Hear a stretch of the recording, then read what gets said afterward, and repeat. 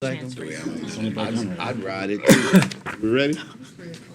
That's right. He got caught. Call to order the working session for February 6th. We have a quorum here. Well, everyone's gathered. For February 8th, we have the roll call by Ms. Adams, invocation by Pastor Carlson, and pledge allegiance by, it's good to see Mr. Johnson back. Yes. Yeah. Acceptance of agenda, we have awards and presentations with the month of February as recognized as a Teen Dating Violence Awareness Month. Sergeant Bodenhouse to be here to receive that. And we go to our city manager's report, sir.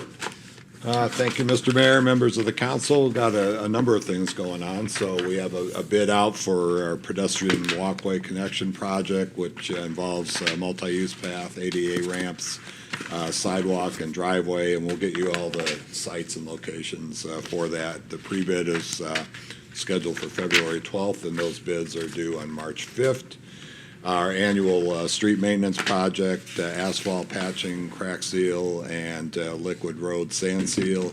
That pre-bid is also February 12th, and then bids are due on March 1st, and we'll get you, of course, all the streets that are going to be treated as part of this project as well. Installation of solar street lights in Montebello, Whispering Springs subdivisions. Those bids are due February 20th. And then construction design for our FDA project connectivity phase 2, similar to the first one, and those bid qualifications are due February 19th. And then we put out again our RFP for the feasibility study for the potential space reentry port, and the licensing will be required as part of that. So this is very important given the Black Star announcement last week as well. So we're moving forward with that, and hopefully the state will be able to kick in with some funding for that. So Mr. Boone is working on that. And I'm sure I'll have a few more things for Thursday, but that's the meat of it, Mr. Mayor. All right, thank you, sir. Are there any questions for our city manager? There are not none. We have on the agenda, we'll do item number 2 with Mr. Rodriguez. You have another long one.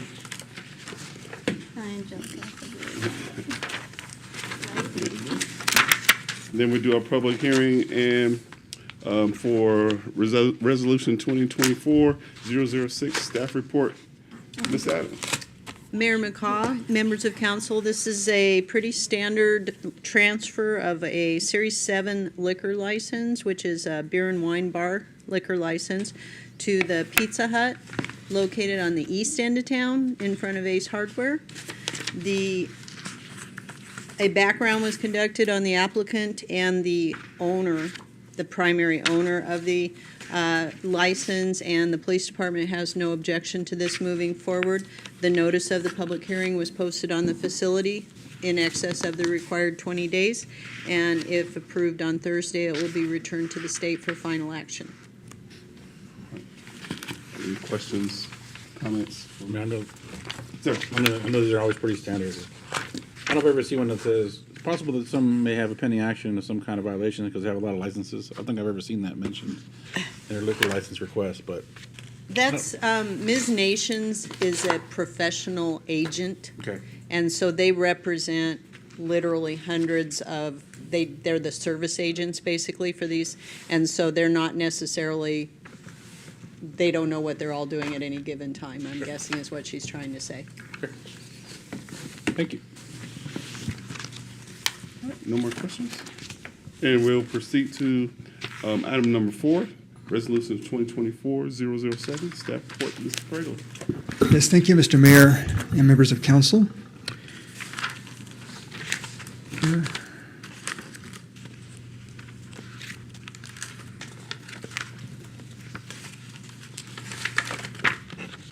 This is a request for a general plan amendment to traffic circulation plan, which is map 8 in Vista 2030. The traffic circulation plan is, as I stated, is in the general plan, and as such is, of course, the general plan amendment. Any amendment to the general plan requires 2 public hearings before the Planning and Zoning Commission and 1 before the mayor and city council. The Planning and Zoning Commission did hear this request at their January 30th and January 31st meeting, and they did recommend unanimous recommendation approval to the mayor and city council. So, just real quickly, what is the traffic circulation plan? What does it include? It, of course, identifies existing and future major roadways and designates street classifications to those roadways. There are currently 4 designations on the traffic circulation plan. We have the principal arterials, minor arterials, collectors, and residential connectors. And you can see from the existing map that the principal arterials are designated in red, the minor arterials designated in green, the collectors in blue, and residential connectors in yellow. And of course, it does indicate the local streets as well, which are all in gray. So each roadway classification has construction standards, cross-sections, and access management standards. And you've seen these, of course, in the development code and at a previous work session and a previous meeting. You also understand that these standards will also be located in the roadway design manual, which will go to City Council for adoption on February 8th. Now, the design manual, which originated from Maricopa Roadway Design Manual, includes construction standards and cross-section profiles for street classifications that are more consistent with ADOT and with DOT standards. So if you look at the side-by-side street classifications, the existing, as I said before, principal arterials, minor arterials, collectors, connectors, and locals will now be replaced again with the major collectors and minor collectors being the difference between the two. Again, major collectors and minor collectors are nationally and state recognized roadway classifications. Connector roadways are actually not designated or recognized at the state or the federal level as a roadway classification. So because of these changes to the roadway design manual, the traffic circulation plan will need to be changed accordingly. So this is the revised map, and so as you can see that in pink we have made the changes to the traffic circulation plan. The collector is now indicated as major collector. Residential connector is now indicated as minor collector. I will be talking about the rest of the pink areas in just one second. So what is the difference between a major and minor collector? What are some of the distinctive characteristics? From looking at the ADOT website, there are several differences. And looking at a major collector, we have high speed limits and traffic volumes are a little bit higher than minor collectors. They typically have more lanes than minor collectors, typically include intersections controlled by traffic signals, typically longer than 3/4 of a mile in urban areas, typically not long enough to travel lengthy distances across multi-counties, and typically do not have house driveways directly connected to them. Contrast that with minor collectors. We have lower speed limits and traffic volumes than major collectors. We usually have no more than a single lane with a painted center line. We have they connect neighborhoods to arterials and major collectors, typically shorter than 3/4 of a mile, although not necessarily the case in every situation. Higher speed limits and traffic volumes than local roads. They're wider than local streets, and they may have driveways directly connecting to them. So, staff identified 4 roadway segments currently identified as major collectors that encompass many of the minor collector roadway characteristics. And I have shown these to you as these pictures indicate. Be Golf Links Road, El Camino Real, Wilcox Drive, which would be east of Cochise College, and Foothills Drive, all have the same characteristics as a minor collector. As such, staff is recommending that these 4 roadway segments be reclassified from major collector to minor collectors. And you can see on the side-by-side, again, noted in pink, that we have Foothills, El Camino Real, that eastern portion of Wilcox and Golf Links Drive indicated as minor collectors. So what are the benefits of revising to minor collectors? Will allow us for direct access to the roadway. The roadway design manual prohibits residential properties from directly accessing major collector roadways. Secondarily, it creates excess right-of-way width for those existing roadways designed to meet the major collector cross-section. So flexible design standards for administrative modifications within the widened right-of-way areas is being proposed by staff as a separate code amendment and will be brought to you on the next item on your agenda. So that does conclude staff's report, Mr. Mayor. Thank you. Any questions? just have a comment. Yes, ma'am. Yeah, I appreciate you, your presentation and breaking it down for us. Of course. Yes, sir. Just the excess right-of-way width, right? Is that, like we've heard before from some residents that want to do some modifications to their homes, things like that? Right? Oh, it's the next one? All right, I'll hold it down. Fair enough. Yeah. Jump in the gun. Well, let's go to the next one then. Yeah. Well, that's staff report, Mr. McLaughlin. Mr. Mayor, members of the council, I just want to point out, some of these roads have been in existence for a while, and sometimes time overtakes, their original purpose when they were built, and, changes occur, and many of these that were designated as major collectors do have residences that have their driveways abutting, and they're simply not appropriate for higher speed, traffic anymore. Thank you, sir. Thank you, sir. Appreciate it. And we go to item number 5 with staff report, Mr. McLaughlin. With that segue, Mr. Mayor, members of council, this amendment pertains to residential lots that front a street with a platted right-of-way width that exceeds the minimum required right-of-way width by code.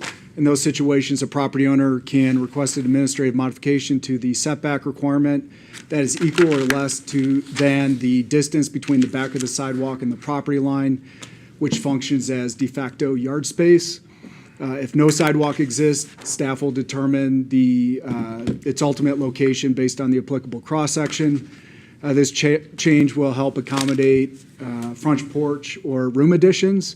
Garages or carports will need to maintain their current setback to ensure vehicles parked in the driveway don't extend into the right-of-way.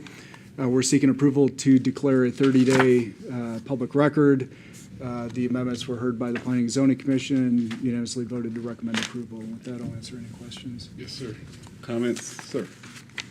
That me pretty much answers it. That was I knew it was one of these that said it. I read them at the same time, and I thought it was here, and I didn't see it, but it's because it was in this one. So it's good. Okay. I understand. Yes, sir.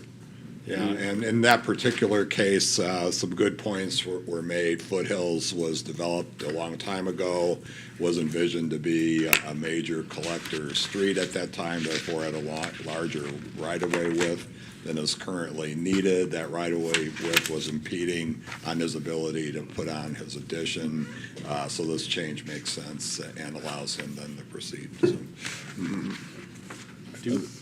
So, I have one more question, I guess, in regards to major arteries, right? And obviously in this map, these are state roads, right, that are considered major arteries. Safety-wise, and I don't know, like I said, this is just a question. It may have nothing to do with anything we can do, but my question regards safety on those major arteries with the higher speeds, like currently the bypass going up to the airport, where there's no center, nothing, right? You can easily go over that center line. So what I understand is, even with this upcoming project coming up from ADOT, they won't be putting rumble strips or anything in the middle because they're within a certain distance to a neighbor, to a house. So that trumps safety of crossing over the middle line because they're close enough to a neighborhood. Is that, and there's nothing we can do to change that, or nothing we can do about that?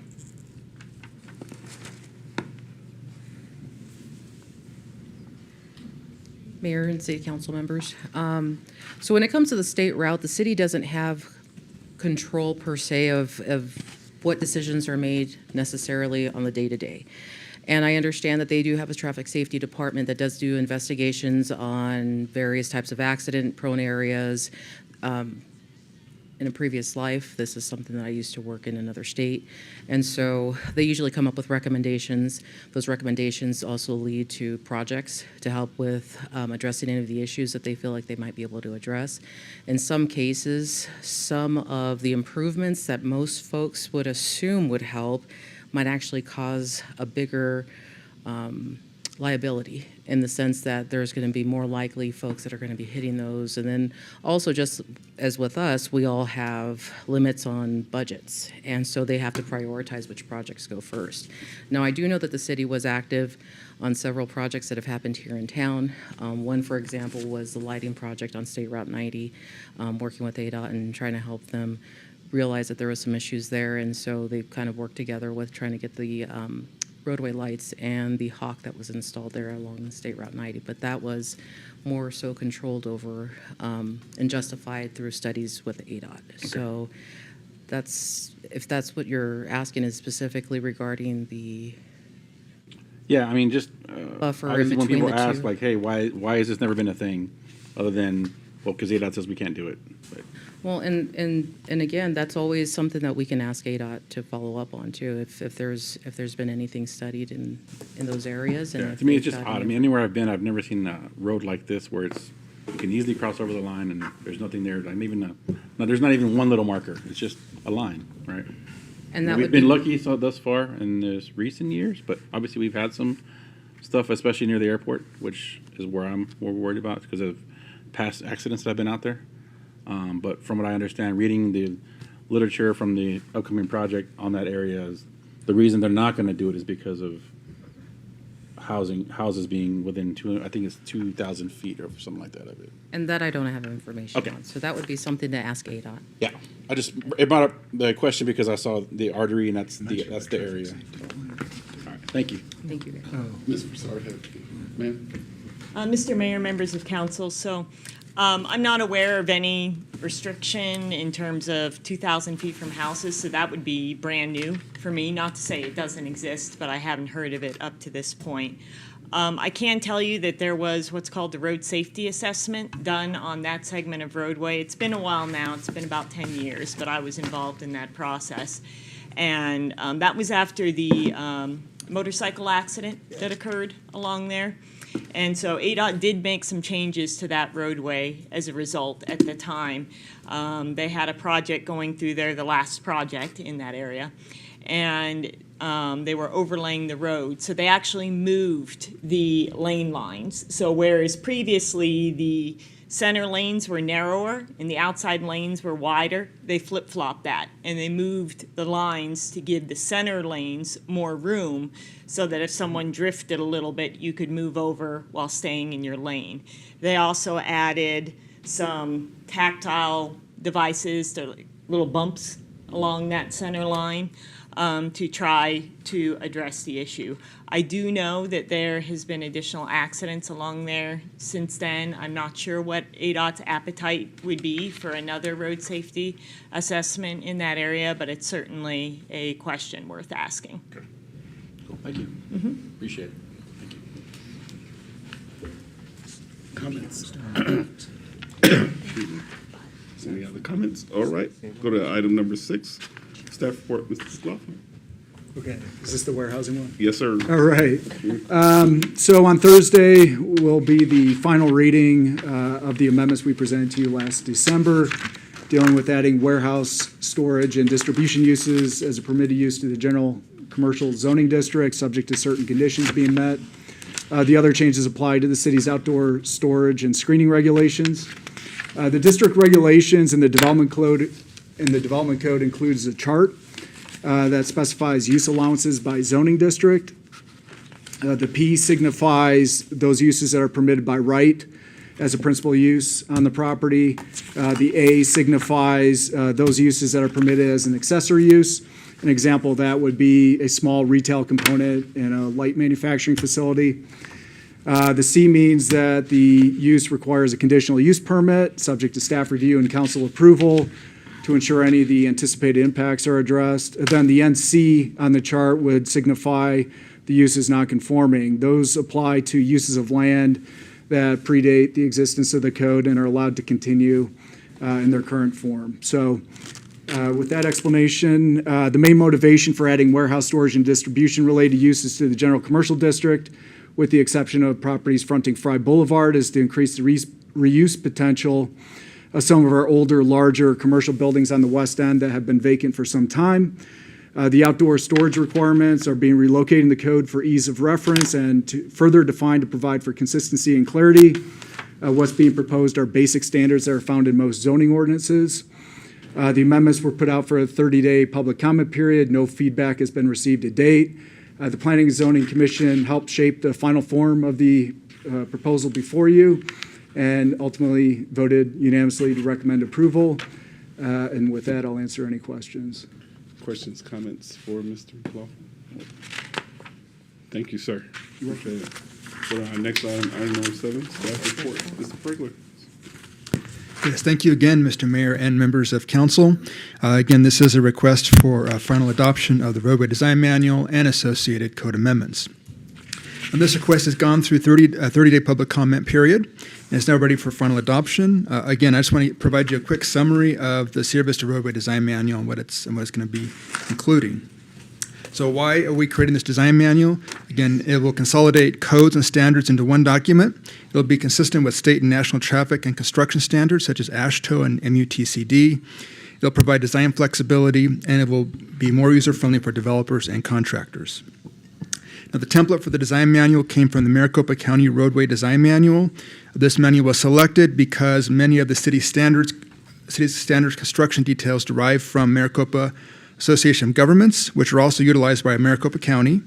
It is a document that has been used successfully since the 1990s, and it includes roadway classifications that meet both state and federal roadway classifications.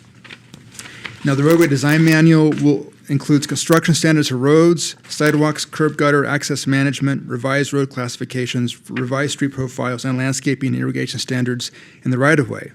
So, as part of my presentation, I will not be discussing the construction standards for roads and sidewalks and curbs. Rather, I'll be talking more about the site and development standards in the manual. So let's first talk about the revised roadway classifications. As I stated in the previous presentation, the roadway classifications will be meeting both federal and state classifications, adding major collector and adding minor collector, removing local connector roadways. The revising the street profiles, which will reflect the new road classifications and provide for reduced roadway and right-of-way widths, wider bicycle lanes, and the continued inclusion of multi-use paths. These changes will encourage multimodal transportation and reduce maintenance costs. Revise the number of allowed accesses. These changes provide for clarity and objective standards in determining number of accesses for commercial, multifamily, and residential developments. Revised distances of an access from intersections. Distances have either been reduced or have not changed from current standards. It'll revise distances between access points. Roadways, the distance requirements increased while the distances were reduced or eliminated in other roadways. Revisions to site distance standards, which are now more site-specific and consider speed, widths, and roadway classifications. The proposed standards are generally less restrictive than the current standards for site distance. Added to this manual is minimum storage requirements for vehicles within a drive-through. Restaurants, for example, will now be required to design drive-throughs to stack a minimum of 12 vehicles. So in addition to the design manual, the City Council will need to consider corresponding development code amendments. Some of the amendments were either removed and placed into the design manual or relocated to other applicable sections. Other amendments added clarity to the right-of-way permitting process. So the design manual and the development code amendments have gone through the 30-day public comment period. There was one written comment which was received by staff regarding the width of bicycle lanes. Staff has responded to the citizen and indicated that all new bike lanes will meet the NACTO and AASHTO standards of bicycle widths. Also, during the 30-day public comment period, staff made a minor change to the access management standards. The original text prohibited residential access to minor collectors. Given the fact, and as I stated in my last presentation, that there are a number of residential driveways along minor collectors, this language was revised to now allow residential access to these streets. The P&Z Commission unanimously recommended approval of the roadway design manual and associated code amendments on November 5th. So this does conclude staff's report, Mr. Mayor. Thank you, sir. Comments, questions for you? Yes, ma'am. I have a few questions. My favorite was chapter 3. That's my favorite. Chapter 3, I remember that well. Yeah. So there was just that one change that you had mentioned at the end, right? That's right. Okay, that was one. And then as far as the public comment, I really want to thank Mr. John Weddick for his comment. It's really, like this manual here is pretty hefty. And some of the stuff is kind of hard to understand, and some of the stuff, it's like the equations and whatnot. I'm like, looks great, no. Because when we go through it, sometimes, I'm not really sure like what maybe I should pay extra attention to or consider as I'm going through this. And so having him make those comments is greatly appreciated. So we know that, well, one, that the public is looking at that and they're taking interest, and then two, we can see like things that they care about and things that are important to them and things that maybe that we're not considering or looking at. And so he had made the comment about the 3 foot minimum in here. And so I was kind of going through it, and so I did see one area where it does mention the minimum width for the feet of the bicycle is in chapter 5. It has the preferred width of 6 feet. And then he had said that in that ASHTO publication that there was no minimum. But then I was looking at some of the figures that are in chapter 5 as far as like the street breakdown, and all of them have 6 feet for bike lanes. And then I'm going back to the actual bicycle lane section in chapter 8. It does have the minimum bicycle lane is 4.5 feet. And then when the gutter pan is less than 12 inches, the minimum, it will be 6 feet or whatever. Because so I was a little bit confused about that, because there's the minimum width in chapter 5, and then in chapter 8, it doesn't have the 3 feet. So is there a place or an instance where we would have 3 feet minimum, or it would be 3 feet? Because it seems kind of like it would just be 6 foot would be kind of like the standard. Yeah, Mayor and Council. So the minimum requirements are typically considered for retrofit projects where we have a lack of right-of-way. That is where we'd probably consider something like that. Otherwise, for new developments, the preferred width is what's going to be enforced. So Oh, okay. any of the smaller roadways, older roadways that we don't have adequate right-of-way for, but we still want to provide these amenities, that's where that comes into play. Okay, because I saw that, I'm like 3 feet, and I got the measurement, like that's not very, not very big. Right, And and even the sidewalk, the minimum is like 5 feet, so I was a little bit concerned about that, because we have a lot of cyclists and stuff in the community. Absolutely. So that's good to know, that the preferred width is kind of like the standard. Absolutely. Because 6 feet's a whole lot better as far as safety with our cyclists. And then he had also made a comment about like the edges of the, where I kind of wish I could go out and look at some of these areas, because I know that going through like some of the bike areas when we did the Hummingbird Triathlon, in some areas of the road where sometimes there's only 2 lanes of traffic, and you're riding your bike at the edge, and it's like, if you like bump a little bit and you fall over, you're gonna die. It's a little bit scary. And then there's other times when there's 2 lanes on both sides, and then people will move over as a courtesy for cyclists. So I just had a question, which maybe it's a little bit unrelated, but it is in his comment about like the edges and kind of like where it's either a drop off or things are kind of falling apart. Absolutely. So our current standard details reference a 3 foot shoulder. A lot of the paths that are in existence right now are older before these standards were present, but all current standards actually exceed what's required, and that's the 2 foot shoulder each side. So I think in his email, we are exceeding the standards there for new development. Yeah. Okay, that's great. Just because I know the safety was my concern, so I appreciate it. Thank you. Absolutely. Absolutely. Yes, sir. I appreciate P&Z doing their thing too on this. There's a lot. I mean, I normally print my own stuff, and this one was taking my whole toner if I would have done this. So I looked through this. There's a lot of chapters, and like she mentioned, there's a lot of math involved. So if teachers tell you, people think you'll never use math again, I just look at this every chapter here had these E equals MC squared formulas. So thank you for doing all that. There were All that letters work. and stuff. Yeah, it was a lot. I carried the one and I was lost. But I appreciate everybody that actually did all the work, engineer work, numbers wise, crunching this, and something like for P&Z to take this on and do that. I appreciate all the work that went through to look at all this, and definitely a lot. Obviously, it was a lot to go into it, and I appreciate the comment too from the public on safety. Thank you. Yeah, Mayor McCaw, members of council, that, a lot goes into roadway design and standards. There's a lot of math, and there's a lot of, situations that have to be, looked at when adopting something like this. And typically over the years, we've relied on the Maricopa Association of Governments standards to be the main guideline. They're very well vetted. Many municipalities and local governments around the state use MAG standards to do that. So it's a good baseline to start from. And of course, not every city or town fits neatly into the MAG standards, and it takes a little bit of work to go through and see what applies to us. But these are certainly good standards for us to be adopting.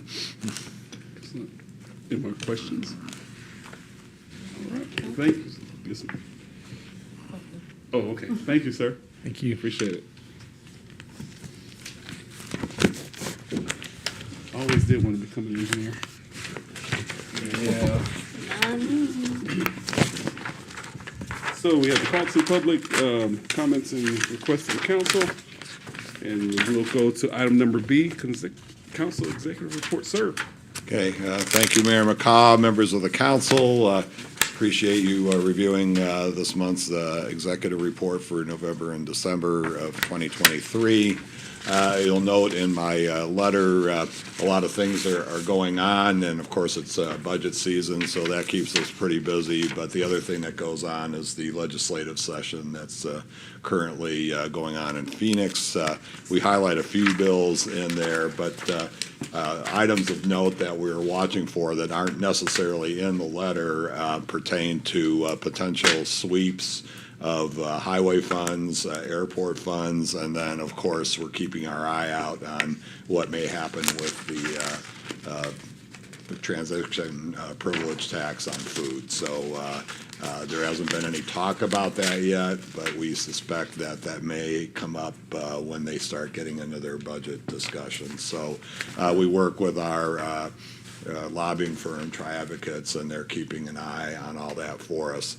It seems like one of the things that's definitely growing at the legislature is the state's projected budget deficit. It started at $400 million, went to $800 million, and then it was like $1.2 billion, and now they told me it was like $2.4 billion as of Friday. So I don't think they have any idea where that number is. Suffice it to say, it's big numbers, and they're going to be looking for money to help them balance the budget later on this session. So we do need to keep our eye on that. Of course, we got positive news on the economic development front with the announcement by Black Star Orbital, and we appreciate the council support of funding for some of these initiatives. Many of them take sometimes multiple years to come to fruition, so a lot of patience is required, but I want to thank Mr. Boone on all his efforts there. And of course, we still have work to do with regards to getting the license and permitting to allow them to operate at the airport, but I think that's going to be a very good project for our community, and it will fit in well with the fort's missions going forward. So we're looking forward to another positive announcement on Monday on another project that's been in the works for quite a while. Mr. Boone's been working on as well. So there's some positive news on the economic development front that we have, and some other good things going on as well. So I'll leave it at that, and of course, staff is here to ask you any questions about the departmental sections of the report. Just piggyback off of what Chuck is saying. Mr. Tony, it sounds weird saying Mr. Boone. Tony, I really, I saw Tony and he was like so happy this week, right? Like, because you worked so hard. I don't know how long it took. I know it feels like forever.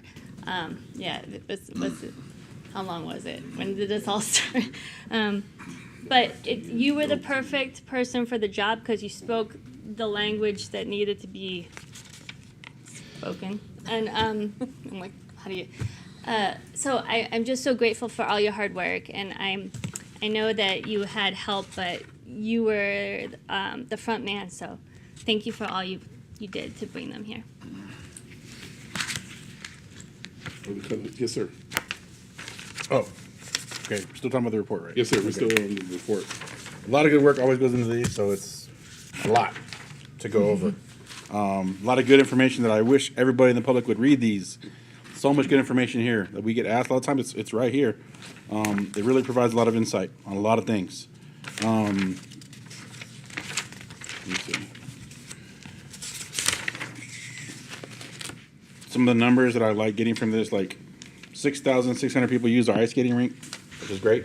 That's a good number to have, right? When people ask me, why is there an ice skating rink in the desert? Why do we spend money on that?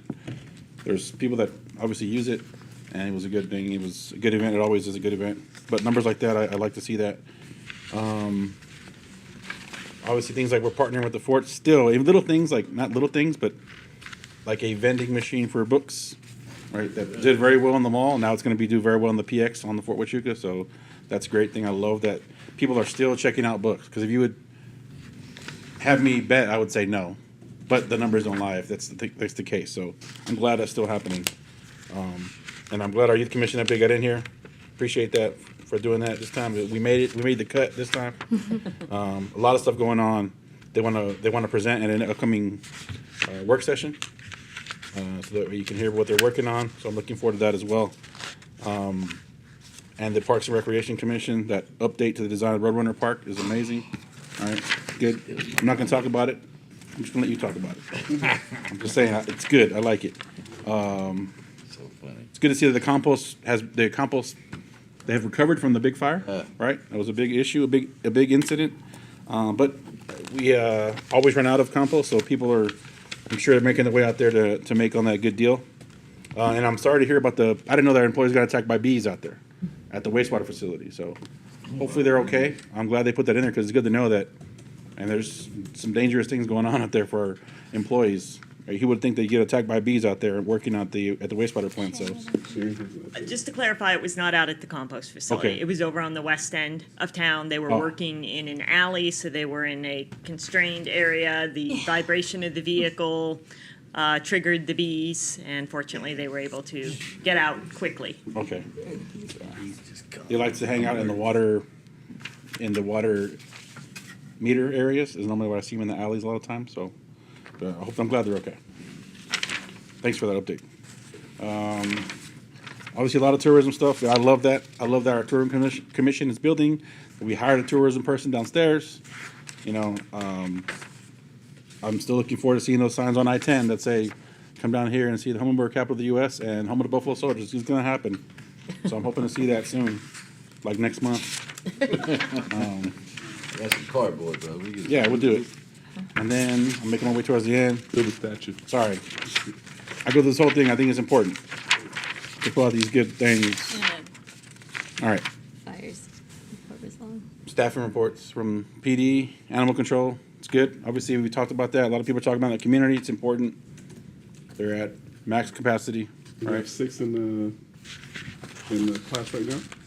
6 or 3. 6 in the academy. 6 in the academy. 6 in the academy, 5 in training, that's 11 sworn officers soon to be fully trained here and just around the corner. Yeah, which is good. I've seen at the fire banquet, they saw all the new employees there. That was good to see, a lot of new hires. Hopefully they stay. That's the other issue. I want them to stay. So we got to do everything we can to make sure they stay, all right? Because we can hire people all day, but if they don't stay, it doesn't help us any. But yeah, animal control, I appreciate the changes that you're trying to do out there, Chief. Listening to the employees that have reached out to us as well.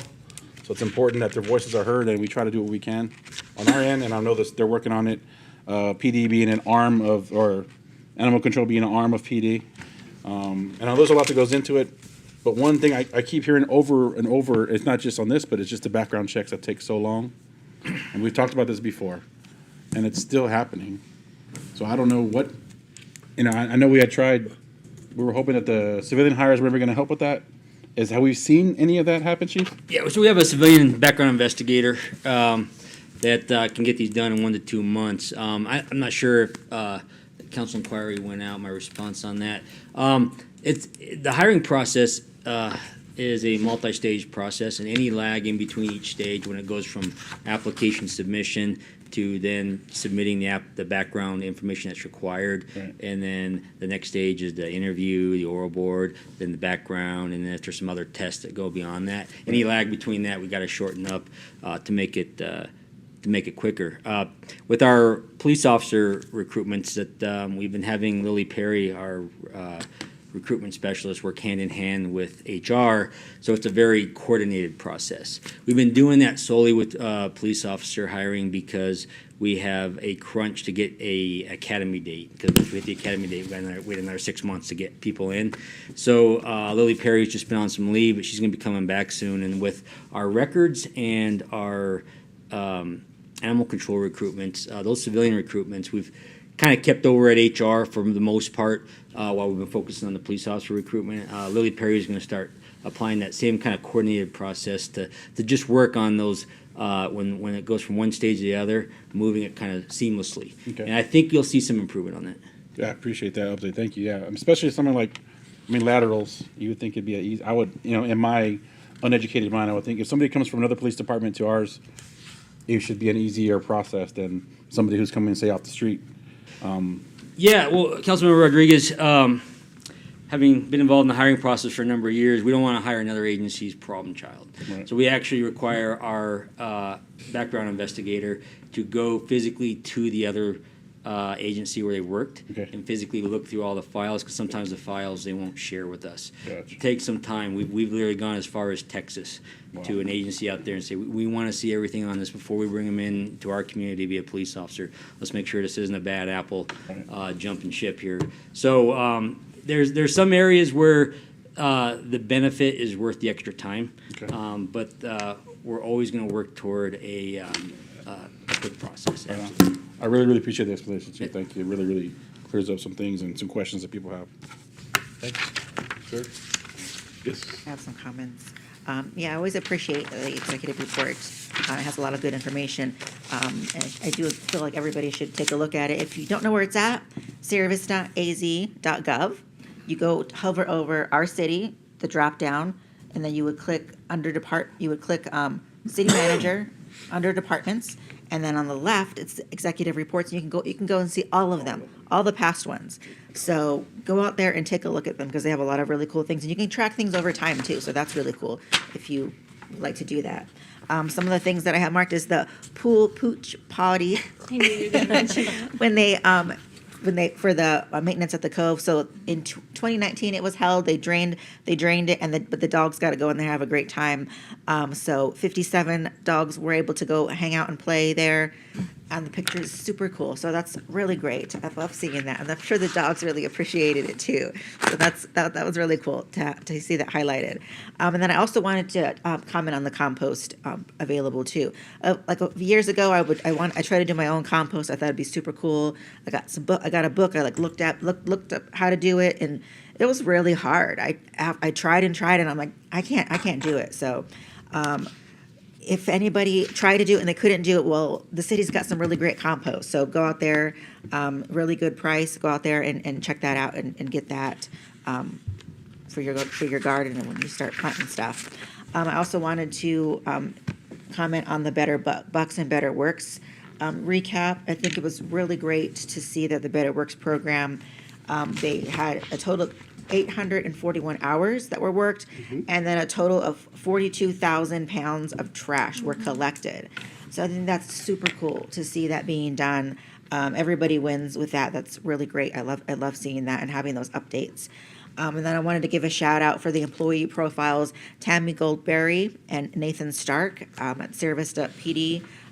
Shout out to them being featured in here. Tammy has been doing some really great things on social media to get people interested in the animals out there. So I think that's really great. So shout out to them and all that they're doing. Thanks. Oh, thank you, sir. I don't know if it's just that I'm finally understanding all of this now, but this time when I read the executive report, I was just amazed about just all the great things that Chuck and Victoria with all the staff gets done. And just I'm just amazed. And I just think, again, this is just such a great city. And, I'd just like to thank everybody for doing a great job, so. You can say What's that? you can say what you said about him. Oh, no, that's for my meetings. I'm Oh, that's okay. afterwards. Oh, okay. All right. Well, I like what Councilwoman Landry? Landry said. Better Bucks, 42,000 pounds, doing a great job community development, and I understand that they have a Arizona Public Media be down interviewing them on Thursday morning. Okay, good. Arizona Public Media? Arizona Public Media, I guess they're going out with them as well. And we appreciate the Better Bucks Board recognizing the efforts of Jess and Gil for their extensive involvement in overseeing that program. And what it didn't mention, there's been a number of the participants who've maxed out their hours. They're now employed full-time elsewhere. And that was, it was Arizona at Work who helped assist them get into, I'm looking at you, but maybe you don't know, maybe. Okay. I just know that's what Eva Dickerson said. Right. So, I'm sure that was my understanding. Corporal Scott Borgstadt had Yeah. something to do with the media outreach, and Yes. it's good that we're getting coverage and putting a spotlight on the good work that's being done. Excellent, excellent. And, yes, I comment, ditto everything that the council said about this. It's a long document, but it's great reading through it about the successes that the city staff has. Also, Butch looked good in his photo. Tell him that. I said that. As far as Yeah. congratulating the deputy chief. Okay, and One more thing, sir. sir, Since y'all are talking about this Better Bucks thing and the fields, right? 42,000 pounds were picked up last time. yes, There's probably triple that out there right now again. If you go behind that state land area, behind the school, behind the car wash, Lehman Academy. that is a dumping ground, unfortunately, and that is all contractor stuff. It's concrete, it's metal. Concrete. So I need the contractors to get out there and talk to me, tell us who's doing this, because it's not, for one, it's not city property, I get that. But it's trashing our area, right? And Better Works can go out there, and it's gonna take a lot to clean this up again, because it is bad. It's worse than it was last time. So if you can, take a drive back there. Anybody can, unfortunately, and you can just dump whatever you want, because that's what's going on back there on that road. And it's state land, and the state's not gonna do anything to clean it up. We know that. So I thank the Better Works guys for actually putting a dent. I was on the detail last November when we cleared, every piece of trash was picked up off that property. And It's it worse. saddens me to hear what you're saying. It's worse now. We'll put some So, eyes on it. Maybe we Yeah. can put a camera back there somewhere on the city side. I'd be okay with that. I don't know. I'll put a trail camera if I got to, but I hate the way it makes our community look. It looks like a free dumping ground for contractors, because it's not just, and there's some stuff like branches, things like that from people obviously from somebody's house. So green waste? There's some of that, yeah. Okay. But there's concrete debris? concrete, pipes, all kinds of big projects that hopefully somebody didn't pay their contractor to dump it in the dump, and they cut corners and dumped it out there, which likely could have happened. Councilmember Rodriguez, Mayor, we can cite for criminal littering out there. We have the authority to do it on state trust land, and we have the permission to do that. So we actually need the community to come forward and just to let you know, some of those illegal dumping investigations, we'll go sort through it, find pieces of mail, track them down. Were you involved in bringing this here? Yeah. We have to do investigations on that, and we will issue citations. And actually, the amount of it, if it's quite a bit of amount, can rise to a felony. Yeah, it's a lot of stuff. I'm sure somebody may notice the stuff from their house that's out there, a project. I'm sure they notice that piece of sidewalk. There's a lot of stuff out there, so I recommend you go by there and take a look to see what I'm talking about. Yeah, Councilman Rodriguez showed me some of the pictures, and it had to be a dump truck to go out there. Yeah. Not a. And maybe, I don't know, maybe we can deter by, I know it's us spending money, but right now the grass is high and it's hard to see when there's vehicles back there. And I'm sure they do it at night or in early morning, but maybe we can have better visibility from the road from 7th Street to see where people are back there. I don't know. And we can't put a chain up because it's not city property. I get that as well, but the state is not going to do anything, obviously.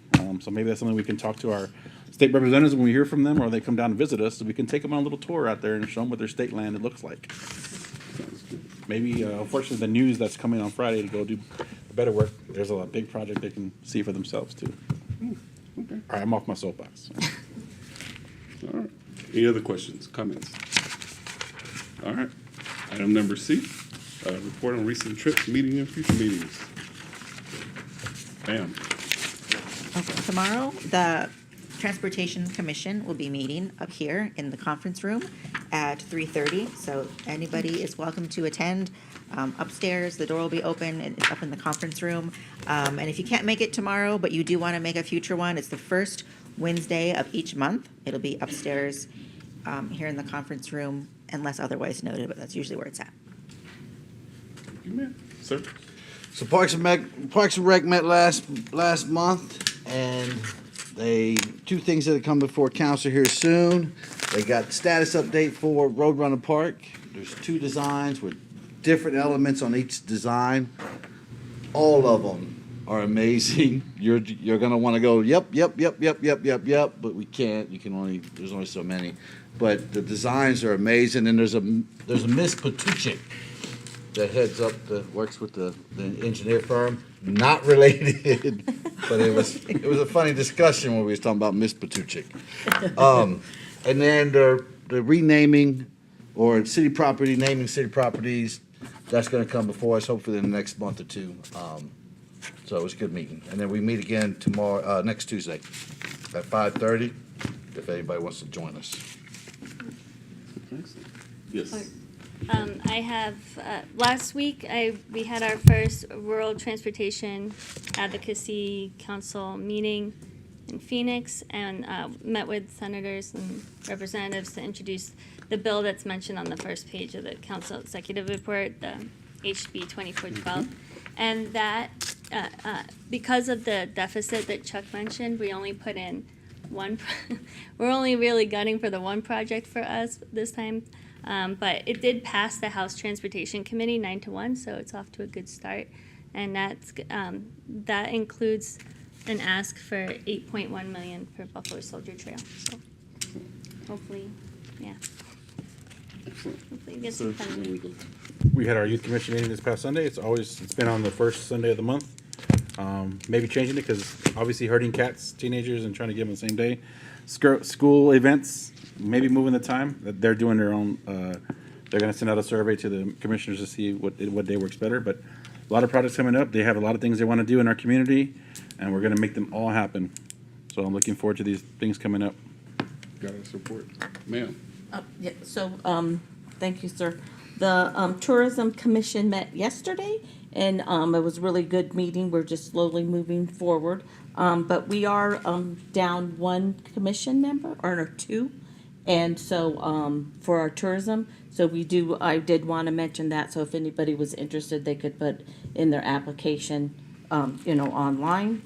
And then the Arts and Humanity Commission meets on the 14th at 4:30 at the Oscar Room Community Center. Okay. Down a couple tourism. All right. I think I got somebody for you. All right. That is, any other questions? Comments for recent trips? All right, future discussion items and council requests, ma'am. Thank you, Mr. Mayor, members of council. You've got a few things coming up. Your next meeting will have an update on general plan and what council can expect through the rest of the process, including the ballot process. And then in March, you'll have your mid-year financial review and, as Mr. Benning mentioned, review of the Roadrunner Park concepts. Always great. Any others? Yes, ma'am. I had a question about the executive port. Is that all right? Go ahead. Okay. So, just when it had the wash maintenance, you know how we have a streets maintenance list, like, when they're gonna take care of what street? I was just wondering, is there a list for the washes, or could we have that? Mr. Mayor, Councilwoman Mesmer, so we don't maintain a list for the washes in the same way. Part of that is frequency, whereas streets only come up every couple years. Okay. Every wash should come up once per year. And sometimes they get moved around a little bit because one wash, it rained in that area of town recently and we'd get equipment stuck, so we move over to another area of town. But it happens the same time every year. Usually they start right after the holidays and go into March or April. We do take calls from citizens if they want to know where they're on the list. And when we might get to their neighborhood, they're welcome to call Public Works and we'll get them that information. Okay, perfect. Thank you. To piggyback on that, in case anyone don't know that's watching, do we still do where like the neighborhood can call and say, hey, we're going to do a cleanup, and then we'll provide, depending on what they do and how they do it, we'll provide the pickup of the growth and stuff that they cut, right? Yes. Mr. Mayor, Councilmember Benning, through our adopt program, the public can adopt a segment of a wash to maintain, and we provide tools and supplies to help do that. Not necessarily mowing, but picking up just trash and debris. I got a message from Corporal Borstadt. They're going to be at south of Lehman for their Better Bucks, Better Work on Thursday, so at 9:30. So A lot of I guess stuff we'll out there for see them that. to see. Guess we'll see what happens. Yeah. You bring a big trailer. With that, is there any more comments? We are adjourned.